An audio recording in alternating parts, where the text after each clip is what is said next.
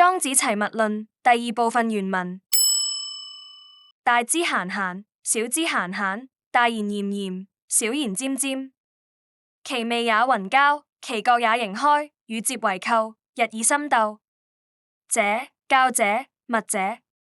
小孔喘喘，大孔。翻譯：大智慧嘅人內心平靜、放鬆自在，細碎嘅知識就成日搞到個人煩煩地、閒閒地咁亂。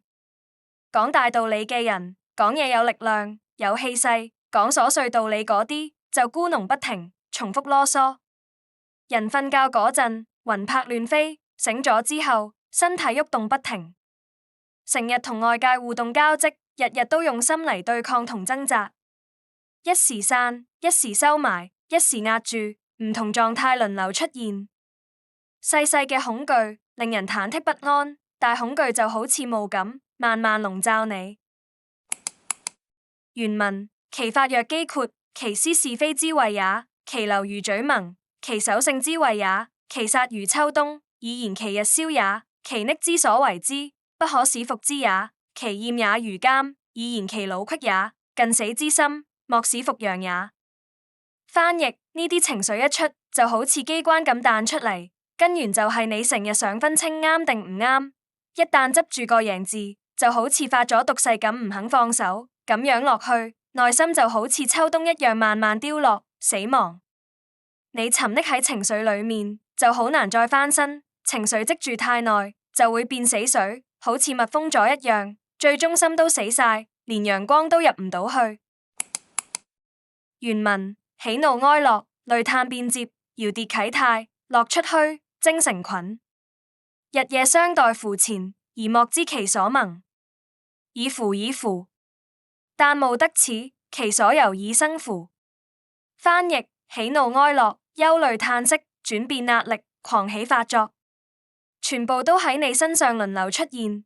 快樂原本係無中生有，好似菌類咁無聲長出嚟，日與夜一日一日咁替換，而你根本唔知呢啲嘢係點樣開始嘅。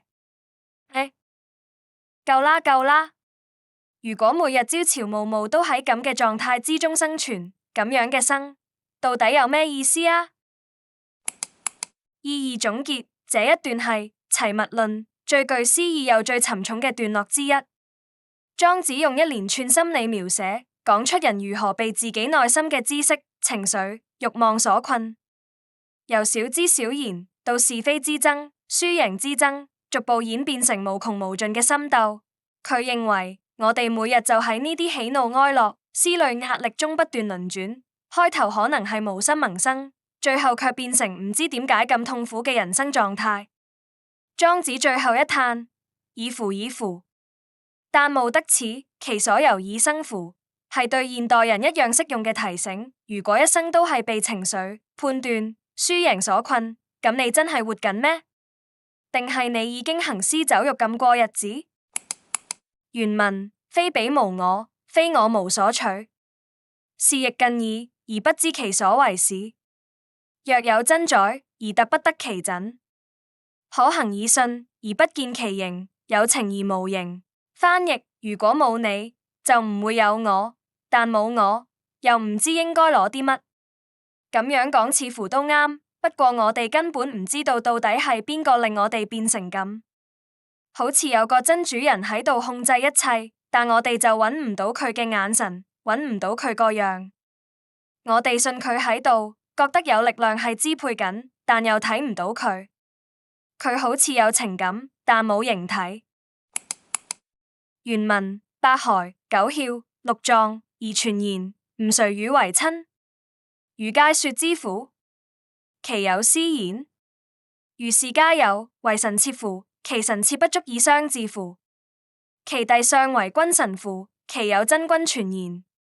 翻譯：我哋嘅身體有骨、有孔、有內臟，齊齊整整一套喺度。咁我到底應該對邊個最親？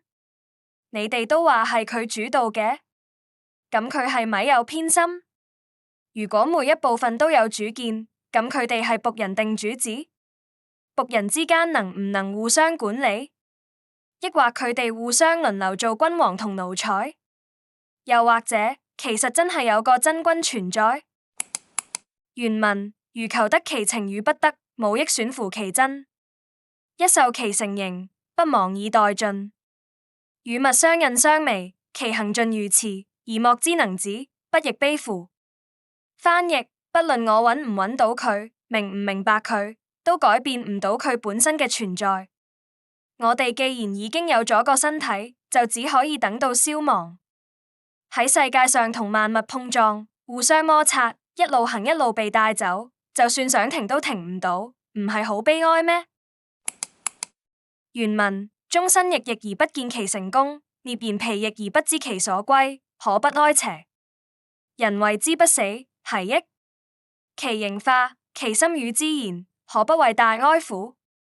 人之生也，故若是亡乎？其我獨亡，而人亦有不亡者乎？翻譯：一世人咁辛苦勞碌奔波，到死都未必知道自己到底做成咗啲乜，搞到筋疲力盡，都唔知最後會去邊度，唔值得傷心咩？有人話你唔死就得啦，咁又有咩用？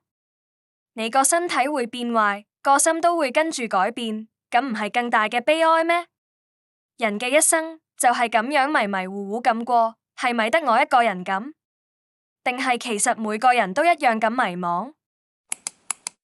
意義總結：這段是莊子深層的存在論反思。他以真宰來比喻我們可能的主體意識或靈魂本源，但又指出我們永遠無法確定這個主宰的樣貌、情感或控制方式。我們的身體結構完整，各部分好似各自有功能、有主見。那麼我是誰？